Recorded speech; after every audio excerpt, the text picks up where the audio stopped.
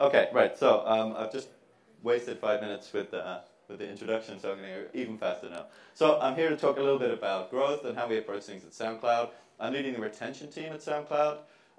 Just a quick show of hands. Who knows SoundCloud, by the way? Yeah. Okay, good. That's pretty good brand awareness in the room. Yeah. Okay. So we're user-generated content platform for all kinds of music and audio.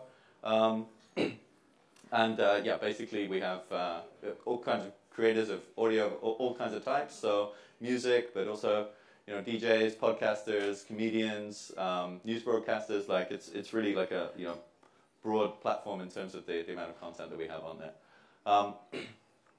Okay, so this is how we organize the growth team at SoundCloud. It's we kind of adopted this new model about back in April, so it's pretty new, and we're still kind of working it out.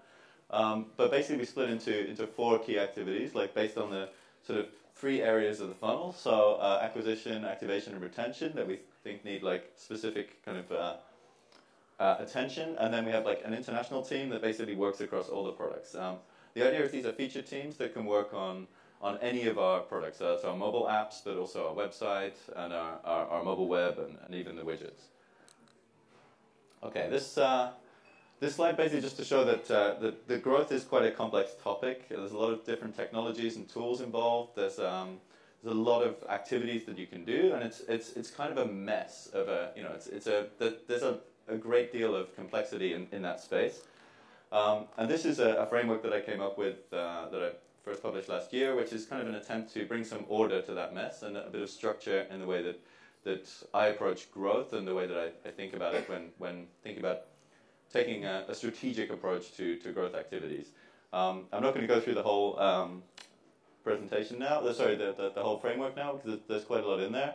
But if you're interested to learn more about the approach I've taken there, you can go to mobilegrowthstack.com and read about it there.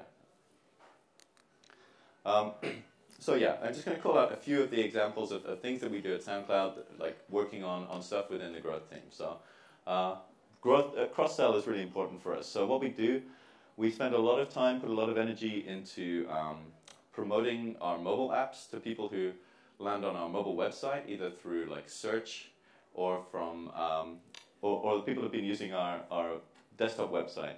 So we really kind of work hard to sort of convert those traffic sources into native mobile app downloads.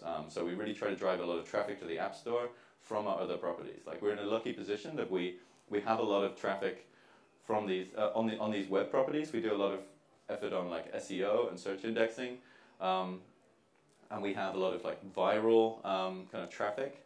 And yeah, we do work really hard to convert it into mobile app installs, because every mobile app install helps to drive us further up the rankings.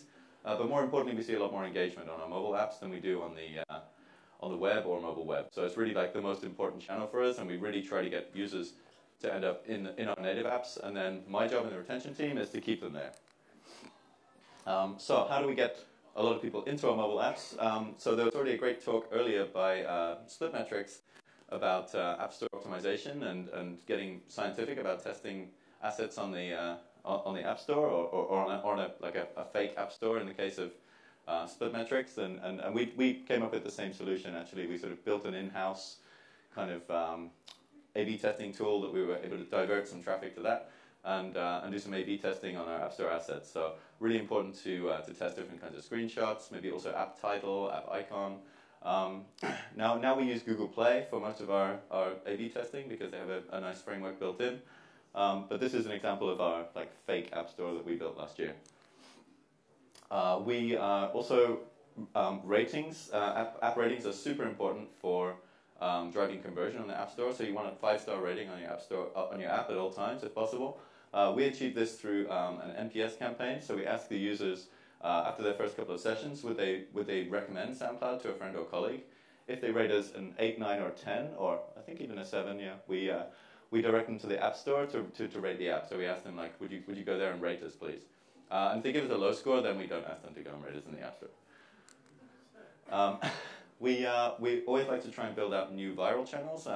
Virality is something which is quite difficult to sort of generate artificially. It really has to come from a strong product and engaging content. We're lucky because we have amazingly talented musicians and artists and creators of music and audio of all types that are creating fantastic shareable content, which makes it like a dream for us because we just have to give the users the tools they need to share it more. But when we actually talk about like driving additional virality, building out new channels, then we like to try new methods all the time. So this is one that we just rolled out. This Facebook app invites. It's a little too early to say whether it's like going to be a really key channel for us, but it's definitely driving sort of thousands of additional downloads per day through this channel. Okay, I'm going to go a little faster because I realized I've got a lot of slides and probably about 5 minutes left. So, yeah, retention. That's just really like my speciality at the moment, I guess, because I'm heading up the retention team at SoundCloud. Really, we're about bringing in new users and then making them stick around. Like, ultimately, our aim is to have users coming back every day and listening to SoundCloud every day. So how do we achieve that? It's a lot about onboarding new users very effectively. It's also a lot about notifications, building out smart, timely, relevant notifications, which give the user a reminder that your app still exists and give them a reason to come back. So yeah, we think about retention in terms of like 3 different kind of buckets of users. Users who just signed up, so new users. Users who are kind of loyal repeat users, that's people who signed up more than a month ago, they were here last month, and they come back again this month. We call those repeat users. We want every user to be a repeat user once they join. And we want to shrink this last bucket, this red bucket you see here, which is returning users. These are people who might be quite loyal, but they don't use the app often enough. As in, they signed up more than 1 month ago, and they weren't here last month. And we want to bring them back into the app. So they are here this month, and then we want to make sure that they come back again next month so they become a repeat user rather than a returning user. We've put a lot of effort into onboarding, and we're testing out new onboarding flows all the time. We use a mobile marketing automation framework to allow us to A/B test copy and messaging and targeting and segmentation independently of our mobile development cycle. That's really important because it allows us as like growth marketers to operate fast and test and iterate and and get proper measurement around it without having to do releases to the App Store like all the time. Which if you have to like hard code these dialogues and then get a developer involved every time you want to change something, it would take forever, and it's also not fun for the developers because they don't like working on this kind of stuff.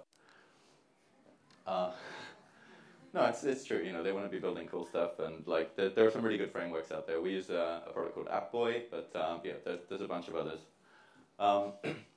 Activity notifications is something that's been driving a lot of retention for us since we set up the team. So it's basically we like to tell users when something interesting happens on the platform when they're not in the app. And bring them back to the app. So we work a lot on A/B testing new kinds of notifications, A/B testing the copy, trying to boost up the click-through rate. Speaking of click-through rate on push notifications, one thing to notice is like a lot of people don't click directly on the push notification. That doesn't mean that they're not working. What it means is like it's hard to measure. So you need an attribution model that effectively helps you measure what the real impact of your push notifications are. Now, this is just an example of a model. It's like fairly widely adopted in the industry. So basically, what it does, you see here up at the top, there's some real data from one of our campaigns. So we had like 98,000 opens on that campaign, but with using this attribution model, we see that it actually what we call influenced opens were more like 500,000. So an influenced open is somebody who probably would not have opened the application had it not been for your push notification, but they did not click on the push notification. So it basically, you can read about like attribution models for this, but it's basically they establish a baseline of user activity, and then they kind of figure out if that user was more active in the time window after you sent the notification. So I think it looked like a 12-hour window with like a decaying like value associated with it. So if they open the app like 2 minutes after your push notification comes in, then it's kind of counted as an influenced open, like 98% likely, something like that. And as the time gets further away from when you send the notification, then it's less likely that your notification influenced it.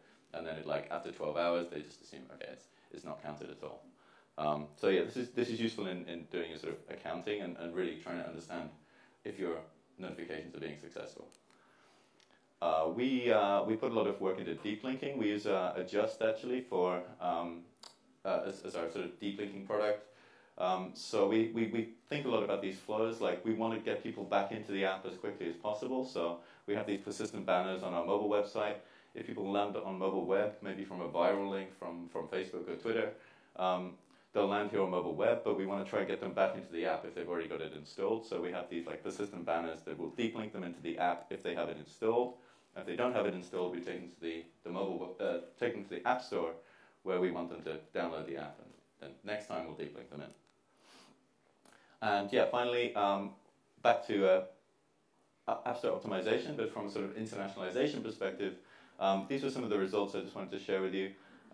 Increased conversion, like month-on-month download growth after we localized our App Store presence. So this is localized call to actions on screenshots, localized description, stuff like that. So this is not localizing the whole app. This is literally just localizing our App Store presence. It makes a big difference. But as you can see, there's like caution retail, Japan and China. I think we did a pretty bad job with the translation, and actually our conversion went down. So ideally get someone, native speaker to help you out that also understands your product. That's super important.